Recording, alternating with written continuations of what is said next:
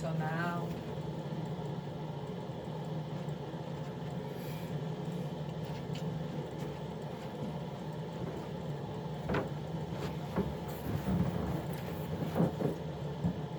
3, 2, 1. Estamos aqui com a Lorena Lacerda. Ela falou um pouquinho sobre desenvolvimento físico e da alimentação que ela estava fazendo. Lorena, isso é o básico, né, que a gente tem de diagnóstico com os nossos especialistas, né, com médicos e com toda a galera da saúde. Mas teve outras mudanças que você teve que fazer na sua vida, né? Então, conta mais um pouquinho sobre isso, né? Quais são as outras coisas que você teve que fazer de mudança para atingir a saúde, né? Que é o mais importante que a gente pode estar falando aqui. Então, Thiago, nesse primeiro momento, né, em que eu coloquei muito foco nesses dois aspectos, eu comecei a tatear a questão da meditação ali, né? Mas assim, era muito difícil, eu não conseguia meditar, achava muito, né, eu ficava, dava 1 minuto, eu já abria o olho e falava, ai, nossa, esse tempo não passa, só passou 1 minuto, né? A mente ainda a mil. E aí eu percebi que tinha algo faltando no processo, né? Que eu estava, ok, eu cuidando da alimentação, me alimentando de forma saudável, nutrindo o meu corpo. Eu estava realmente movimentando o meu corpo e fortalecendo o meu corpo. Isso eram coisas importantes, aspectos importantes, mas que faltava algo mais. E aí, com a notícia da metástase, esse baque, né? De você ver sua vida assim se esvaindo e achar que você não ia sobreviver mais nem 6 meses, eu falei, não, eu tenho alguma coisa mais profunda para eu descobrir, para eu aprender, que eu ainda não tinha compreendido. E aí eu fui para esse pilar que eu chamo de mente, né, no livro. Né? O livro eu falo dos pilares corpo, mente e espírito. Aí eu fui para esse pilar mente. O que é esse pilar mente? Primeiro, começar a olhar as minhas emoções. Eu fui percebendo que eu baseava muito, né, a minha forma de viver no medo. Então eu me alimentava bem por medo do câncer voltar. Eu fazia exercício por medo do câncer voltar. Eu trabalhava muito por medo de faltar coisas para minhas filhas. Então o medo estava sempre muito em volta, né? E é uma emoção primária que todo mundo sente. Não está errado a gente sentir medo, mas a questão é em que nível esse medo está na nossa vida. Né? Uma coisa é você sentir medo em situações reais. Quando a gente começa a sentir medo em qualquer situação, a gente começa a projetar e criar imagens, né, que não são reais, aí já começa a ficar desequilibrado. E aí eu fui estudar sobre a mente, sobre a meditação, sobre as emoções. E eu fui muito feliz em encontrar esse professor, que hoje é meu professor, o Dr. Joe Dispenza, é um americano. Eu já estou há mais de 2 anos, né, estudando, e já fui em vários retiros dele. E eu faço as meditações guiadas dele, e eu comecei a fazer meditações profundas, meditações de 1h30, 2 horas por dia. Cheguei a meditar 4, 5 horas por dia, principalmente ao longo da quimioterapia do ano passado, né? E isso foi me dando uma nova perspectiva sobre mim, porque a meditação, a gente acha que é para acalmar a mente, não é? Ela também faz isso, mas o principal ponto da meditação é para ela te dar consciência de quem você é, de como você está funcionando, de quais são as emoções que estão surgindo, de quais pensamentos estão te dominando, de quais são as situações que são gatilhos para você acessar aquelas crenças limitantes que você tem, que te tiram do seu melhor. A meditação, ela te dá autoconsciência. E quando a gente fica autoconsciente, é que a gente realmente começa a se transformar. Porque você começa a falar, olha, de novo eu estou agindo da mesma forma, de novo eu estou sentindo a mesma coisa, de novo eu estou pensando a mesma coisa, eu não quero mais isso para mim. Uma coisa interessante da meditação, né, na parte fisiológica, né, hoje nós já temos alguns dados que são bem interessantes, né? O sono, existem níveis dentro do sono, só que são estados inconscientes, né? Então a meditação, ela ajuda a nós chegarmos a alguns níveis de sono, né? Abaixando os níveis de cortisol, frequência cardíaca, e isso promove com que a pessoa tenha um relaxamento e um descanso. Às vezes o estado estressado, né, como você tinha falado no começo, ele desencadeia processos fisiológicos que ocasionam o aparecimento de doenças. E quando nós fazemos o processo ao contrário, está desestressando, né? Então está limpando o organismo. Então a meditação hoje é uma ferramenta que, por exemplo, eu sou um professor de treinamento que também usa a parte da arte marcial, que trabalha muito a respiração e a concentração e o controle.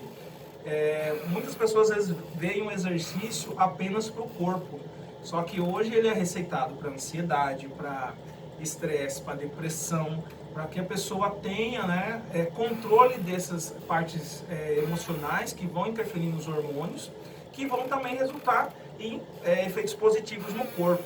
Então, às vezes, assim, muitas pessoas têm restrições, né, com alguns modelos de meditação, com alguns modelos de respiração também, mas hoje nós vemos ele como um tipo de exercício, né?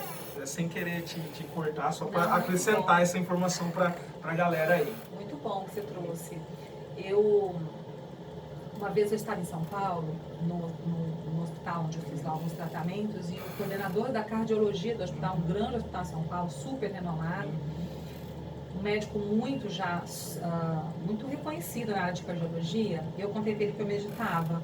E ele falou que tinha acabado de sair um estudo numa das revistas mais renomadas no mundo de cardiologia, e nesse estudo eles comprovaram que a meditação teve maior impacto para a redução do colesterol no sangue do que o próprio remédio para o colesterol.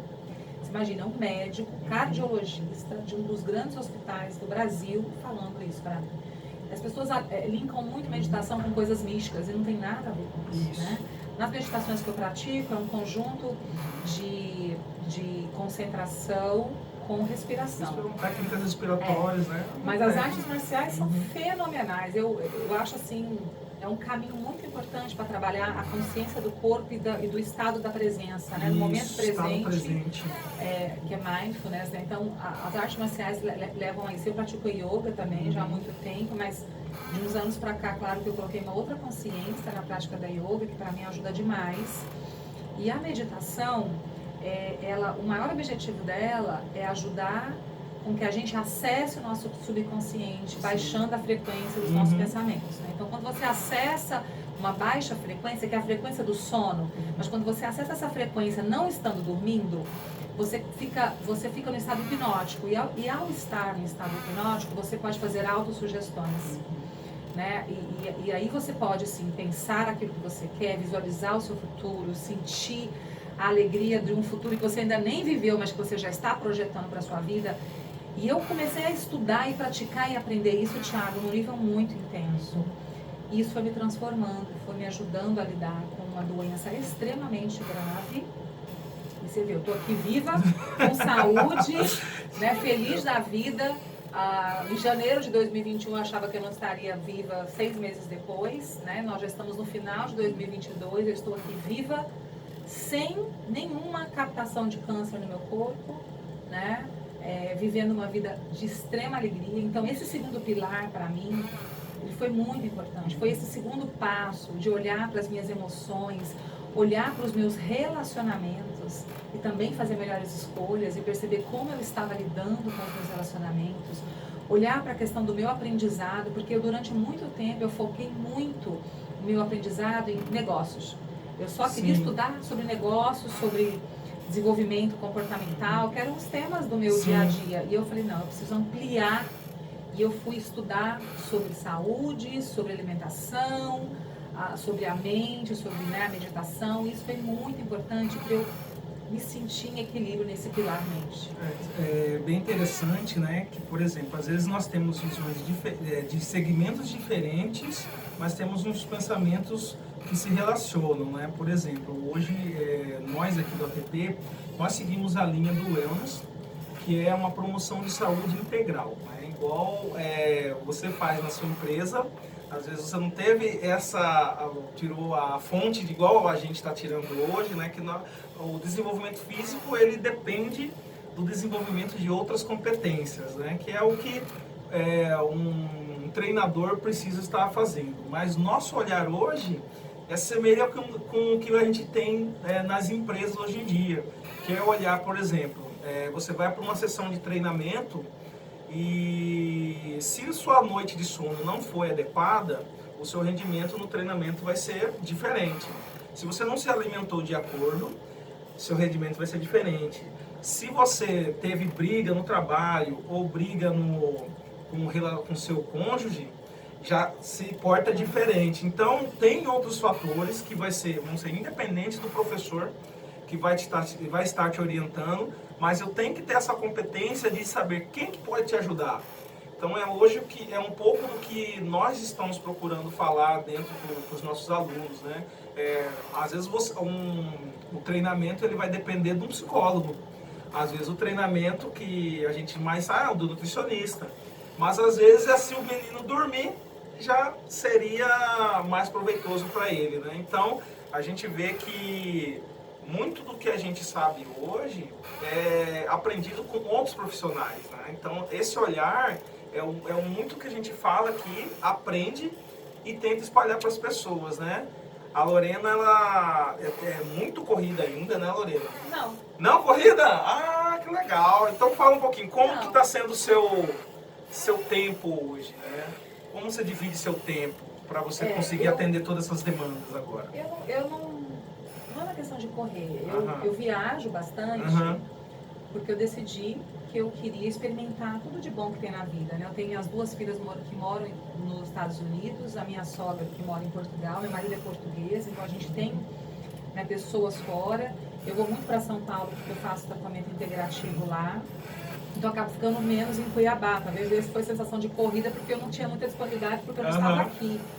Mas assim, eu procuro deixar espaços na minha agenda, sabe? Não é aquela coisa assim desesperadora. Antigamente eu colocava um negócio depois do outro. Às vezes, em alguns momentos pode até acontecer isso. Mas hoje eu procuro olhar e falar, não, aqui tá demais.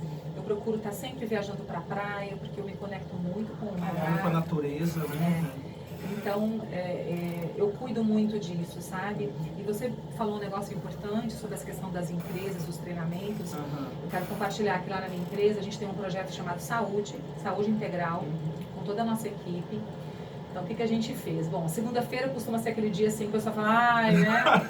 A síndrome do domingo, né? 18 horas, eu com medo da segunda. Aí a gente colocou o que na segunda-feira? Pipoca.